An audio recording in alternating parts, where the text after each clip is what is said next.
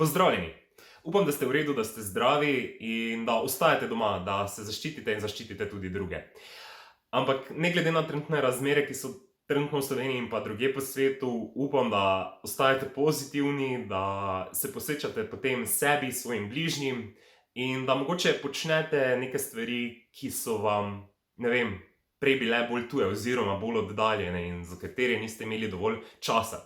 Tako da zdaj je pač idealen čas, da se posvetimo sebi. Sploh recimo tisti, ki živimo zase in smo sami, nam dejansko nič kaj drugega ne preostane kot to, da delaš na sebi in pač razmišljaš o nekaterih stvareh, o svojih željah, prihodnosti in pač podobnih zadevah. Vsaj jaz sem tak. Pa tudi tisti, ki v bistvu živite z nekom ali pa z družino, pač vseeno je potrebno najti trenutek zase. In ravno o teh zadevah sem želel spregovoriti malo v tem videu.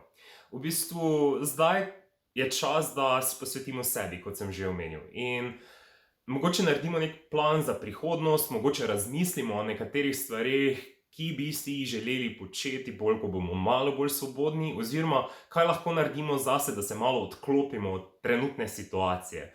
V bistvu pač lahko povem nekaj idej, kaj sem se jaz lotil.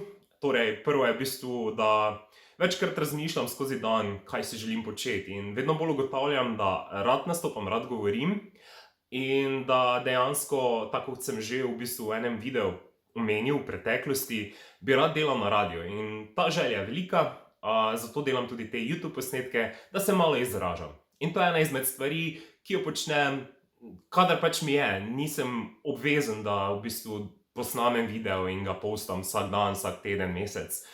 Pač objavim, ko mi je nekaj za deliti, podati svoje mnenje in podobne zadeve.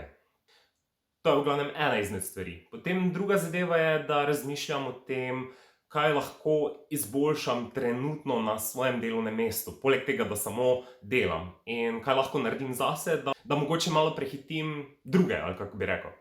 Pa ne, da bi bil tekmovalen z drugimi, ampak pač, ko gledaš druge, pa ko vidiš, kakšne skillse, sposobnosti imajo, si mislim, kaj pa jaz lahko naredim pri sebi. In dejansko ena izmed stvari je v bistvu ta, da sem se lotil osnov SQL-a.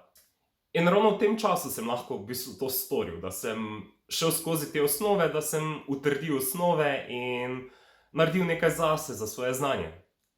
In imam plan za naprej, da se naučim Python. Ne da bi mi bilo kakorkoli obvezno se to naučiti, ampak pač izkoriščam čas in si mogoče odprem kakšne poti, ker nikoli ne veš, kam te vodijo. Potem naslednja stvar je, da vsaj nekajkrat na teden telovadim. Ne nujno, da vsak dan, ker tudi nisem pri volji, če sem iskren, bi bilo fajn, da bi vsak dan, vsaj malo, ampak večkrat na teden, da se gibljem, ali da grem peš ven, ali pa doma preprosto telovadim. Čeprav se opravičujem spodnjim sosedom, ko delam kakšne mountain climberje ali pa kakšne burpeeje, pač to malo ruži. In ja, treba je skrbeti zase, treba je skrbeti za svoje telo in definitivno, če sem že prej se lotil telovadbe, zakaj ne bi pri tem dejansko vztrajal.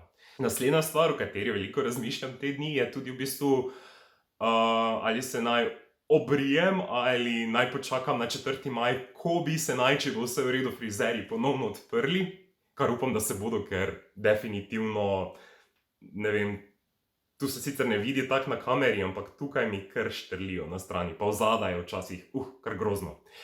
Tako da ja, zdaj ko se gledam, ne vem. Okej, ni važno. Ja, upam, da se frizerji čim prej odprejo, ker drugače se lahko samo še pobrijem in ne vem, kako bo to izpadlo. V tem času sem seveda spravil noter tudi nekatere serije, ko sem jih v bistvu zamudil ali pa nisem imel takrat neke želje jih gledati preveč, sem kak del po del počasi pogledal in okej, sem zdaj spravil noter. Nekatere še imam, nekatere pa sem že pogledal. Potem definitivno tudi veliko čistim. Stanovanje je čisto bolj, kot je bilo kadarkoli prej, ker pač, ko mi je dolg čas, malo vzamem krpo, pa grem brisat prah ali pa pač pohištvo, pa mine kaka ura in se potem lotim nove stvari. In pa zadnja zadeva je pa v bistvu kuhanje. Prej nisem nekaj kuhal, ali nisem bil pri volji, ali pa zaradi delovnika nekako nisem odtegnil, pa mi je bilo lažje v bistvu hrano preprosto naročiti. In pač časovno ti ne vzame toliko, pač počakaš, da dobiš hrano in jo pol poješ, pa je to to. Ampak stroškovno se tudi pozna, tako da je dejansko v redu, da smo doma in da sem primoran kuhati. Saj ne kuham nekih kulinaričnih specialitet, ampak vidim, da je dejansko fajn, pa da v bistvu ne porabiš toliko časa, kot sem jaz mislil prej. Tako da definitivno je to dobra zadeva, da se tudi v tem malo bolj izpilim.